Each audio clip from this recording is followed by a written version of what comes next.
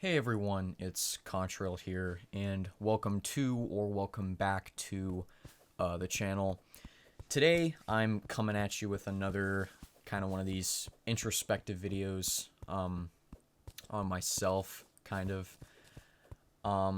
just kind of talking about stuff that might be going on with me.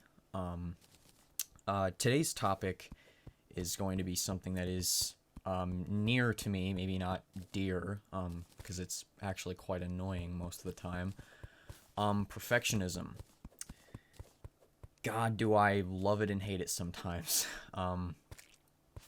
So perfectionism. I feel like it's not really a unique issue. I feel like a lot of people struggle with perfectionism, especially nowadays. In the modern digital age, when everything that we kind of present online is very hyper filtered and hyper focused at, specific audiences or specific people, you know. Um, I guess let's just talk first things first about some of the good things, I guess, about perfectionism. Um, for one, it makes me very, very aware of what I'm talking about and who exactly I'm talking to, which can be a very good trait, especially when you're interfacing with people in the public sense, kind of like what I'm doing right now. Um, and perfectionism can be really good at it can help you kind of put your best foot forward in some cases. Yeah, I feel like perfectionism is something that a lot of content creators, unfortunately, suffer with. Um, Partially because it's in the job description. You're putting out content for a wide variety of people. People come from all sorts of different backgrounds, interests, and if you want to kind of, I guess, get the biggest demographic or whatever, you kind of have to make your content perfect in a sense, so that it appeals to a wide variety of people. I guess that's a little bit of a kind of honed way of looking at it. Um, I don't necessarily think I'm perfectionistic in the sense that, like, oh, I'm trying to reach the widest audience possible or whatever. Because right now I'm not doing YouTube in a professional sense. I'm just doing it as kind of like a hobby thing, which, maybe if I become successful or, this whole channel takes off, maybe I'll take it the professional route, but I really don't see that happening right now. Um, just given, how long it takes people to grow on YouTube sometimes. Um, I just don't like to think about that. But to a degree, I also kind of always think about it, um, in the sense that I'm a small creator and inherently I wouldn't be, continuing to upload to YouTube without some hope that eventually one day I may grow, and make something of this channel, make something more of this channel, I guess I should say. Um, and inherently, in order to make something more out of this channel, I would need to be very particular about what I upload, something that's going to do well, something that I'm proud of, and something that everybody else can be proud of. And I feel like that's where my sense of perfectionism really shines the brightest. I don't know if shine's a really good term for it. I guess so. It's all whatever. I'm using positive terms when it's kind of like a negative thing, but whatever. I'm going off on a tangent. Um, but I feel like my perfectionism really shines when I'm right in the thick of creating content.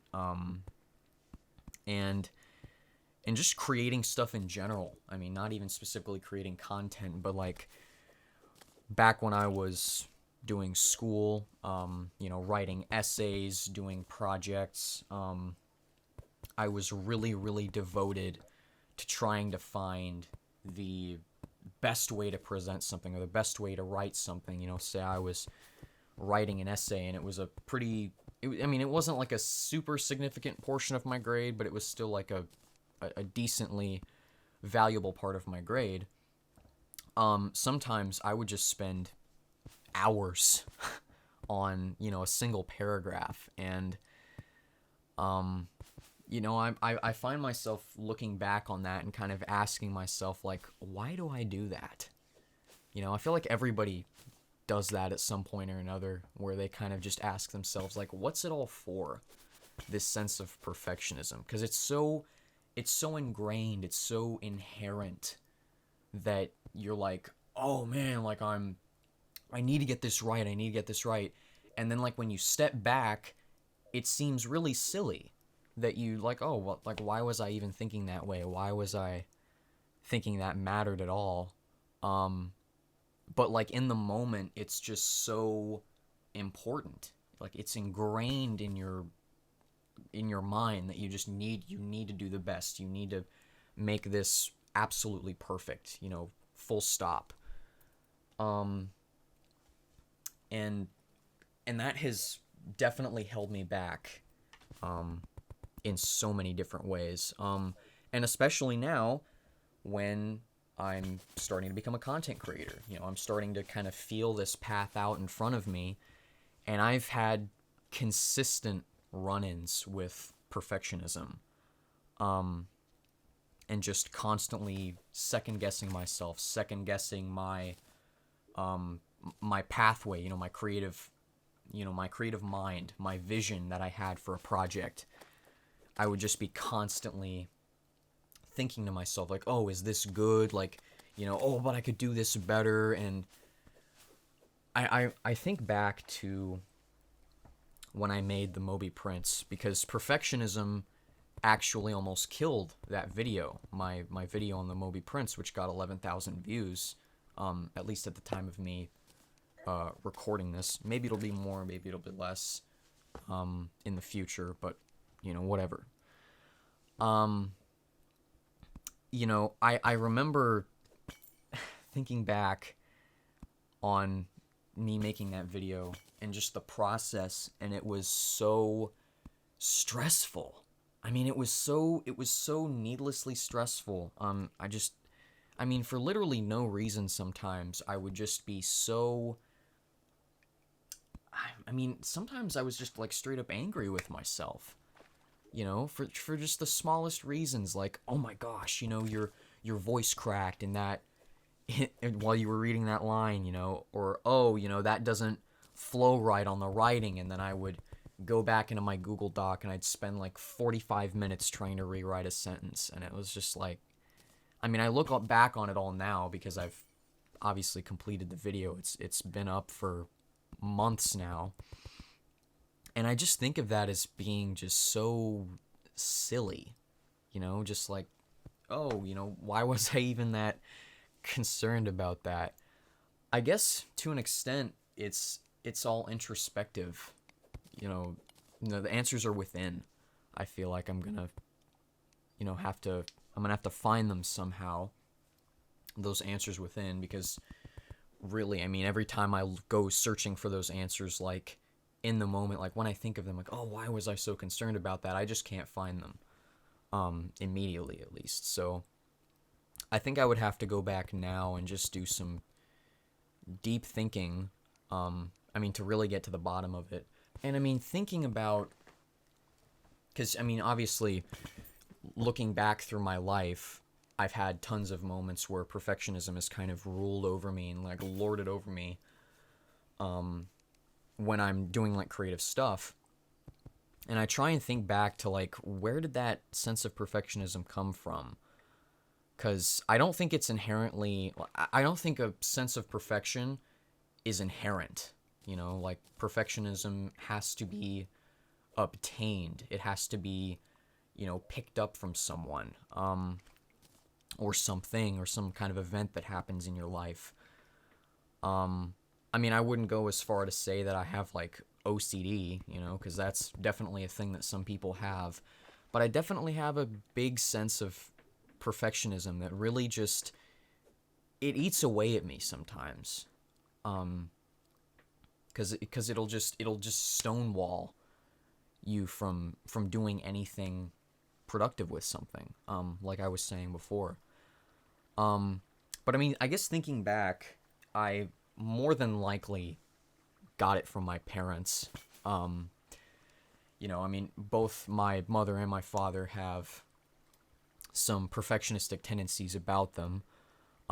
Just like doing like a brief overview of like their personalities and their jobs and just how they are to be around, I can definitely see a lot of perfectionistic tendencies appearing in their lives. um and they manifest in different ways, and I'm not going to obviously get into the specifics for the sake of keeping some anonymity on here. But I can definitely see parts of where me as like a young kid would have kind of picked those things up from my parents, or incorporated them into my life. So there's definitely parts of my life that I can look to and see. I definitely see those tendencies beginning to develop in myself. And they really started kind of coming out, at least from my memory, when I hit school. Because I'm sure this is a this is a cry well heard by many. But I was, I guess you could say, kind of in that talented and gifted bracket of kids. Back when that still used to mean something. And I would be, I'd ace all my classes without really having to try all that hard. And that was, I was so jazzed about that, and my parents were happy, and everybody was happy. It was, high fives all around, basically. But, as I got older and, I started to hit, more advanced classes, I remember making the transfer from elementary to middle school. I really saw things start, kicking up a couple notches. And especially when I hit sixth grade. Sixth grade was the big one, in which I started getting, graded assignments. It was no longer on like a 1, 2, 3, 4 scale. I had, letter grades. And that really started to kind of set off alarm bells in my head. As far as like, oh, now I'm really getting, I'm getting, compared, I'm getting compared to other kids in my class, my friends, my peers. Now there's stakes. Now there's something that it's not going to be like a private thing where, like the teacher like sits at her desk and like, marks it with a 3 or a 4 and then, shoves it to the side. No, this is something that's like pretty tangible, as far as like seeing my failures, and then obviously getting, progress reports sent home and all that. And that's kind of where my perfectionistic tendencies began to pop, because then as soon as I saw I was getting graded and judged on something, it really started to kind of reinforce those ideas in me, where like I need to spend a ton of time, making sure this is perfect, because if it isn't perfect, then I'm gonna have a fit, or my parents are gonna have a fit. And I feel like that was a really big driving force behind my perfectionistic tendencies, because I remember when I started to dip in some of those classes, my parents got, obviously kind of concerned, and at times got a little mad that I was getting bad grades. And that immediately, it kind of reinforces that behavior, and especially in the mind of a kid, because I was a little kid back then. I'm just gonna be real. You know, you obviously don't want your parents to be mad at you as a little kid, and so you're gonna do pretty much everything in your earthly being power to make it so that your parents are not mad at you.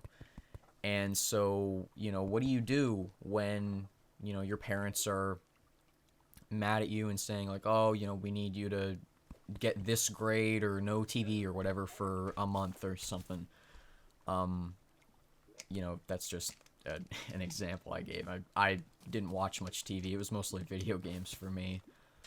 Um, but I was gonna be super, super particular about my assignments from then on.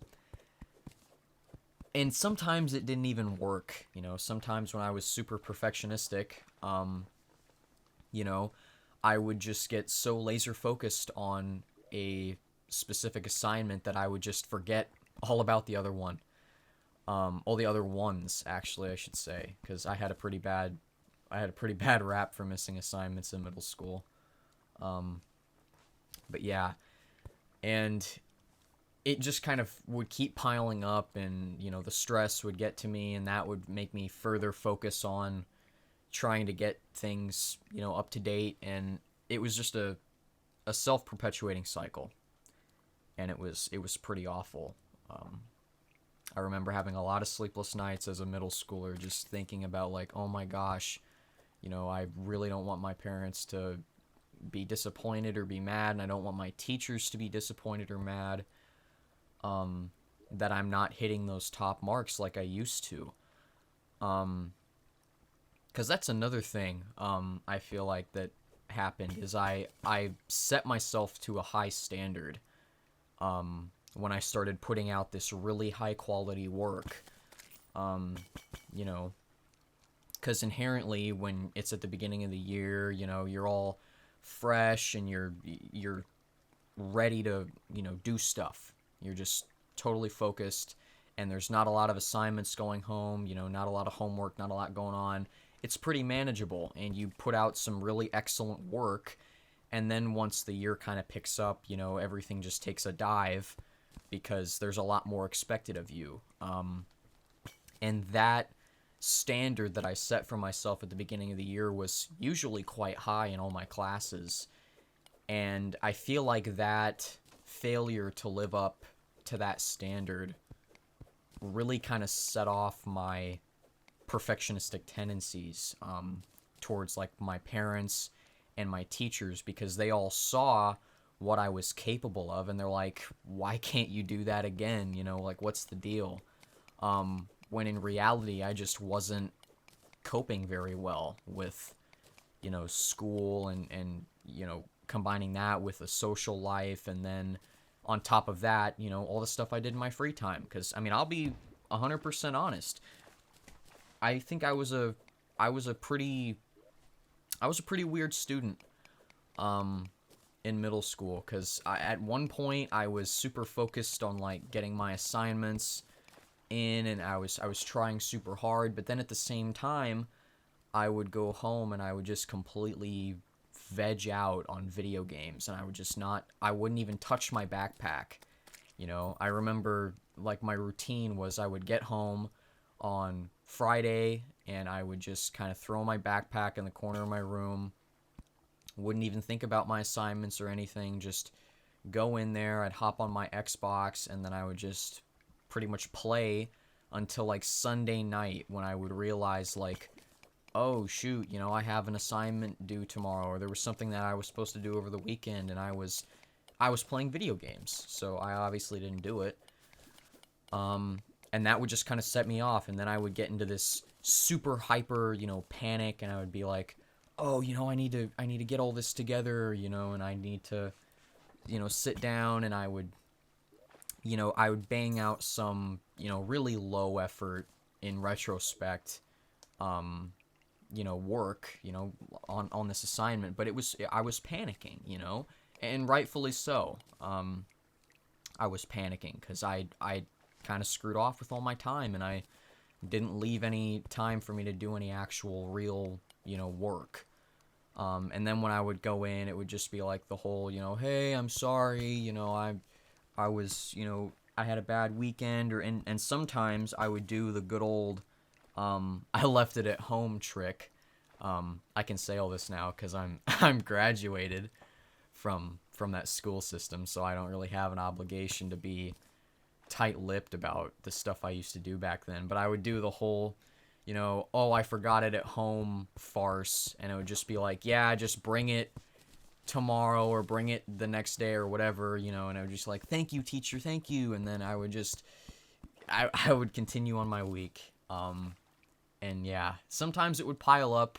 Sometimes I would be somewhat diligent about it. Although I always remember the report card crunch. I was a veteran of report card crunches where it's like, oh, conference week is in like, you know, a couple days.